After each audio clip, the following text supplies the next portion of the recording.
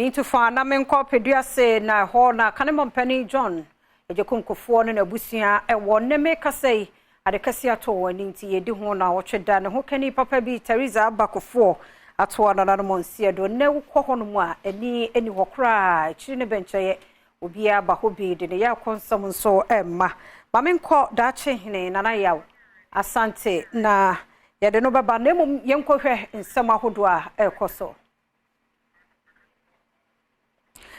yade enu bebra mo mamenko AKATSI South mensi no mo dumja penny na ene wodin samu tu dwa kire mo se AKATSI South mensi no mo from antamo 2023 no emu dibesi September busumi mo gya hyehye ya okoso no eko ohamu duonu eba ko 21 ya emu 29 eye prafo Adom TV etwaso Adom Kasee amani boni wodishie ba Owusu Job ene AKATSI South District Fire Service Commander ADO1 Xavier Addison ejwetwem komo en wo kire eja hyehye a esi afei mu no wo kire se ebobosumi nimpa ene na eja hyehye no edoso. In January we have witnessed one domestic fire, February one electrical fire, 3 domestic fires, making 4 incidents. May 2 electrical fires. In April, 1 domestic fire. May 2 accidents, 1 electrical fire and 1 vehicular fire, making 4 incidents. And in June, we witnessed 1 commercial fire and 1 accident, making 2 incidents that took place in June.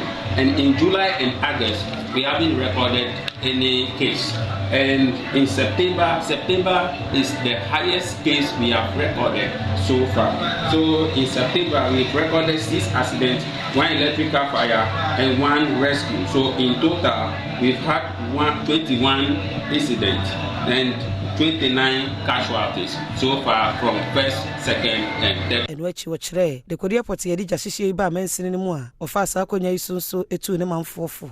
I will use this opportunity to educate the general public on how they should use their gases and electrical wires or cables in their homes. So first of all, I will say they shouldn't overload their electrical sockets. They should switch off and unplug their all electrical appliances when not in use. They should not have heavy objects on their LPG gas or regulators when it leaks. They should not install the LPG cylinder in the kitchen, but rather provide an iron cage where it can be in a safe hand so that whenever the sad things want to happen, their lives will be in safe hands and their property to be in safe hands.